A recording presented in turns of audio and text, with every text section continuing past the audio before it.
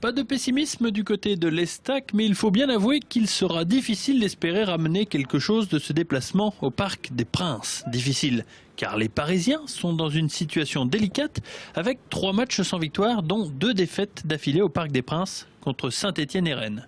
Face à l'Estac, ils espèrent bien se racheter devant leur public. Il faut vraiment faire un match hors du commun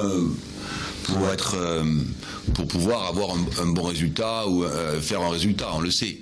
Alors il faut aussi nous aussi mettre, pour le PSG c'est beaucoup plus un match de routine, même si certainement le coach va insister sur le fait qu'ils ont perdu 2 fois et on n'arrive pas au bon moment quand des joueurs de haut niveau sont contrariés, c'est pas très bon ça, parce qu'ils ont les moyens de se concentrer. Les Troyens aimeraient réellement créer l'exploit dans un Parc des Princes qu'aurait aimé fréquenter Grandi Ngoyi, le joueur formé au Paris Saint-Germain, tout comme Baebek et Obadi.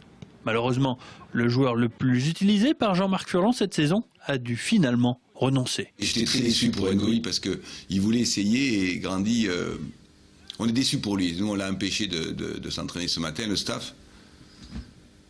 Mais il voulait vraiment rentrer sur le terrain pour essayer. Mais on a trop d'échéances importantes derrière. Donc. Si l'Estac n'encaisse pas de but rapidement dans cette rencontre, alors elle pourra peut-être espérer repartir avec quelque chose de ce déplacement en terre parisienne. Mais voilà, Paris est en crise et un autre résultat que la victoire pour les partenaires de Zlatan serait mal vu par les actionnaires qatariens. Ce déplacement ne tombe vraiment pas à point nommé pour les Troyens.